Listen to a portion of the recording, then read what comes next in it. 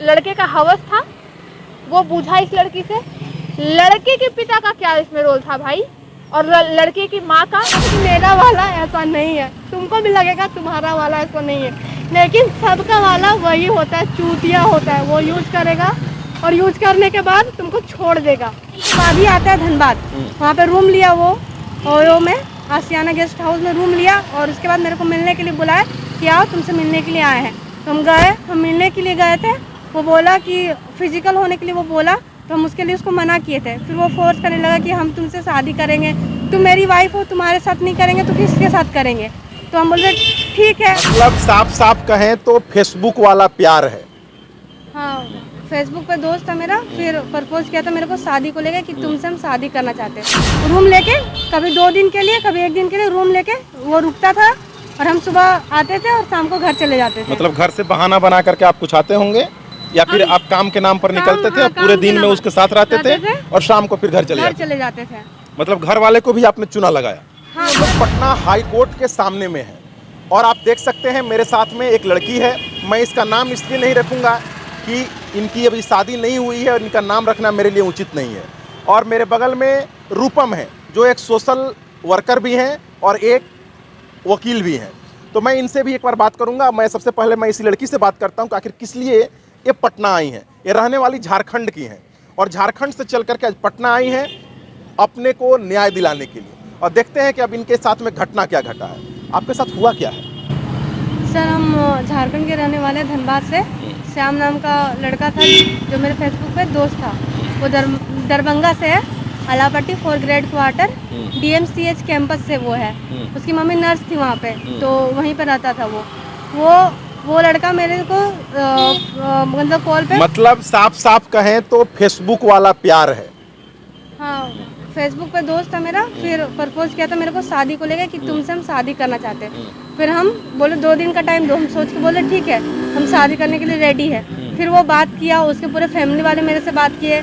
उसकी मम्मी मेरे को बोलती थी कि आंटी नहीं तुम मम्मी बोलो, उसके पापा बोलते थे अंकल नहीं पापा बोलो। उसकी बहन 6 है, 6 बहन मेरे को भाभी करके बात करती थी रोज। अच्छा। हाँ, भाभी, जीजू, उसके छोटे छोटे बच्चे घर में जो है, जो चाची मामी करके हमेशा बात करती थी मेरे से। वो लड़का कभी हमको गर्लफ्रेंड नहीं बोला, बोलता था हमेशा तुम मेरी वाइफ हो। मतलब मेरे दिमाग में डाल दिया था कि तुम मेरी वाइफ ही हो। अच्छा। वो बात करता था, बात करते करते 1 साल बाद वो मेरे से मिलने के लिए आया। 1 साल के बाद आया था मिलने? हाँ, 1 साल बाद आया था मिलने के लिए। आया, देवघर गए थे हम लोग, पूजा किए, फर्स्ट टाइम पूजा किए, और वो अपने घर चला गया, हम अपने घर आ गए। उसके बाद तुरंत 15 दिन 20 दिन के बाद ही आता है धनबाद, वहाँ पे रूम लिया वो ओयो में, आशियाना गेस्ट हाउस में रूम लिया, और उसके बाद मेरे को मिलने के लिए बुलाया कि आओ तुमसे मिलने के लिए आए हैं। तो हम गए, हम मिलने के लिए गए थे। वो बोला कि फिजिकल होने के लिए वो बोला, तो हम उसके लिए उसको मना किए थे। फिर वो फोर्स करने लगा कि हम तुमसे शादी करेंगे, तुम मेरी वाइफ हो, तुम्हारे साथ नहीं करेंगे तो किसके साथ करेंगे। तो हम बोले ठीक है, हम मान लिए थे। हम बोले शादी में कोई दिक्कत तो नहीं होगा, और तुम मेरी वाइफ ही हो, समझ लो, हम एक ही बेटा है। मतलब ऐसा आपका झांसा दिया आपको? हाँ, झांसा दिया, पूरा भरोसा दिलाया। वो उसका पूरा फैमिली वाला ही बात करता था, तो भरोसा हो गया था कि मेरे से शादी करेगा। हम भी मानते थे कि मेरा ही वो पति है, मान लिए थे। वो फिजिकल हुआ, उसके बाद वो घर चला गया था, हम भी घर आ गए थे। वैसे ही कभी कभी वो आता था 6 से 7 बार। कितना दिन में आता था वो? 6 महीना साल भर में ऐसा ही आता था। लेकिन 6 साल का रिलेशन है, तो 6 से 7 बार आया था रूम लेके, कभी 2 दिन के लिए, कभी 1 दिन के लिए रूम लेके वो रुकता था, और हम सुबह आते थे और शाम को घर चले जाते थे। मतलब घर से बहाना बना करके आप कुछ आते होंगे, या फिर आप काम के नाम पर निकलते थे, पूरे दिन में उसके साथ रहते थे और शाम को फिर घर चले जाते थे। मतलब घर वाले को भी आपने चुना लगाया?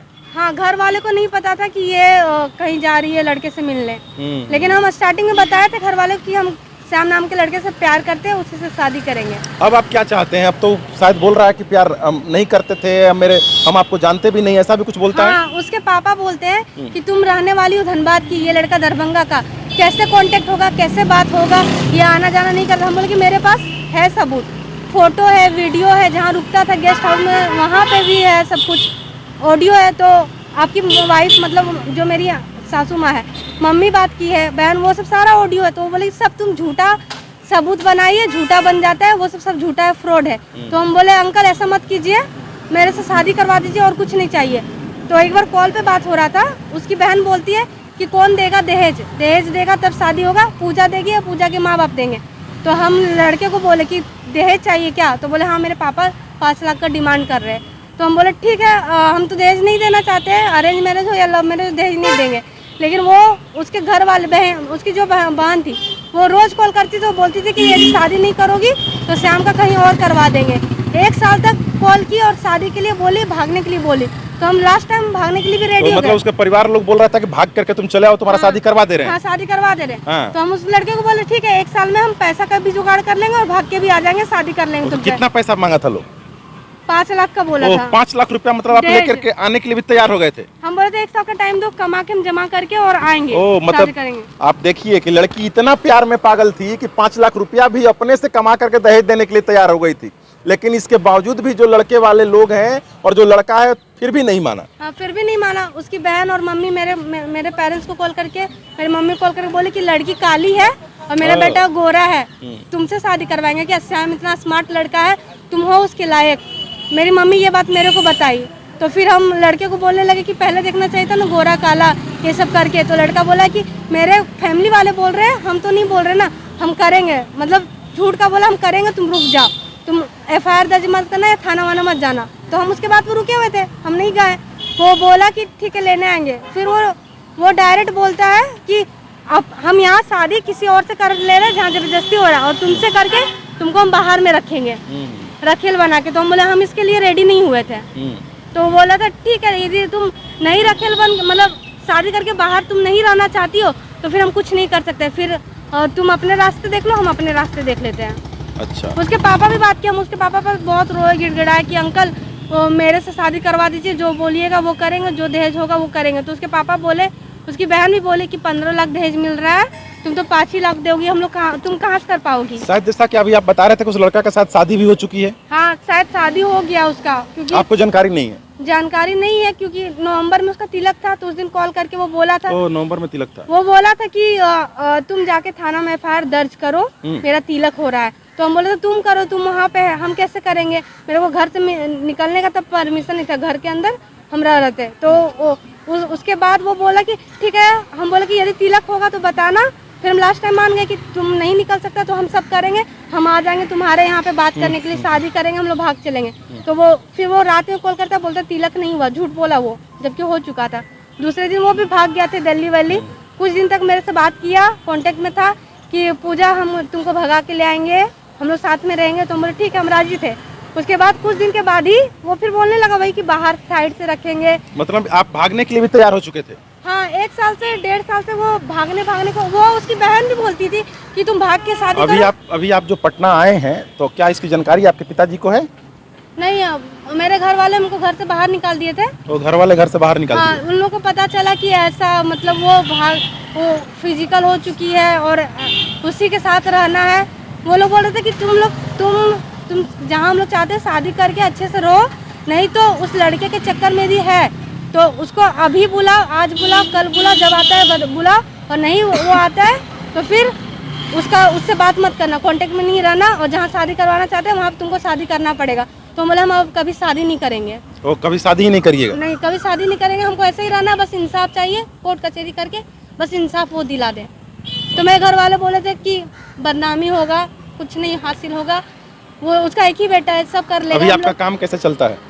अभी काम आता है, लेकिन इतने डिप्रेशन में कि काम हम कर ही नहीं पाते, रात भर नींद नहीं आता है, तो मुश्किल से उतना ही काम कर रहे हैं कि मेरा बस खर्चा निकल जाए, और काम होता ही नहीं, बहुत मुश्किल से करते तो कभी हाथ कट जाता है, चलाते चलाते मशीन सुई घुस जाता है, मतलब मेरा दिमाग नहीं काम कर रहा, हम कर ही नहीं पा रहे काम आता है लेकिन काम नहीं कर पा रहे। उन लड़कियों के लिए क्या संदेश देना चाहेंगे जो लड़की आजकल प्यार के बहकावे में आ जा रही है, जो फेसबुक से जो प्यार करके सोचती है कि नहीं हम उससे शादी कर लेंगे, वही मेरा जीवन है, वही मेरा कैरियर है, उसके लिए क्या कहेंगे?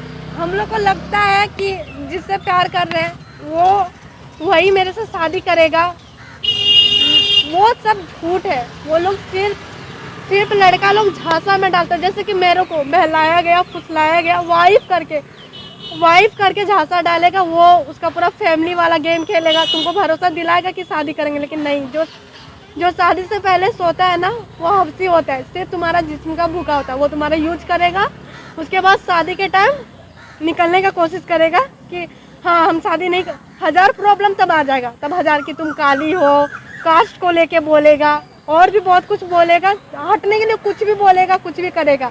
और उससे पहले सोने के लिए बोलेगा चांद तारा यदि उसके हाथ में होगा नहीं तोड़ के ला देंगे, तो वो भी दिखाएगा कि हम तोड़ के ला देंगे।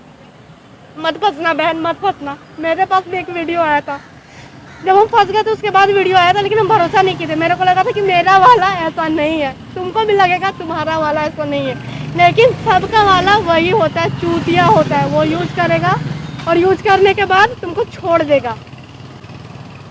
देखिए, एक बात हम बोले, इसके पिता को भी पता था, इसके बॉयफ्रेंड के पिता को भी पता था, और बॉयफ्रेंड को भी पता था कि ये क्राइम है, फिर भी वो कर रहा है। और दहेज नाम, मैं बता रही हूँ, पूरा खेल एक जगह अटका है। एक तो चलो लड़के का हवस था, वो बूझा इस लड़की से। लड़के के पिता का क्या इसमें रोल था भाई, और लड़के की माँ का, जो हमको आंटी नहीं माँ कहो, वहाँ एक रोल था दहेज। दहेज नहीं मिला, पहले माँ सास बनती है, फिर वही माँ दहेज की लोभी बन जाती है। तो आज कहीं ना कहीं इस काले कोट में एक रिपोर्टर भी समझिए बन गई, लेकिन ये रिपोर्टर का काम नहीं, मैं एक जनता की आवाज़ बन रही हूँ, जो कि न्यूज़ 17 और एक और है खबरें देश दुनिया, इन दोनों के माध्यम से मैं आपको बताऊंगी कि जितने भी बिहार में फ्रॉड संस्था या जो भी है XYZ, उनसे बचिए। और आज यहाँ पटना उच्च न्यायालय के पास खड़ा होने का एक ही उद्देश्य है, न्यूज़ 17 या खबरें देश दुनिया का ऐसा खबर अभी तक कोई नहीं किया, मैं आपको बता दूं। और ये जो न्यूज़ चैनल जो आप देख रहे हैं, ये TRP के लिए नहीं, इंसाफ के लिए काम करती है। और मैं जो यहाँ खड़ी हूँ TRP के लिए नहीं, इंसाफ के लिए। और इसके आगे खड़े होने का ये मतलब है, आज संदेश हम यहाँ देने चाह रहे हैं इस लड़की के माध्यम से, न्याय आपको न्यायालय ही दे सकती है, कोई संस्था नहीं। एक काला कोट ही आपको न्याय दिलवा सकता है। और ये चीख चीख कर मैं इसलिए बोल रही हूँ क्योंकि मेरे अंदर एक क्रांतिकारी महिला का एक जोश है, जो कि इंसाफ के लिए लड़ती है। और जो इंसाफ दिलवाने के नाम पे ठगी कर रहा है, XYZ महिला मंच या जो भी है, न्यूज़ 17 देश दुनिया खबरें सारे को इंसाफ दिलाने का काम और यहाँ से एक मैसेज देने का काम कर रही है।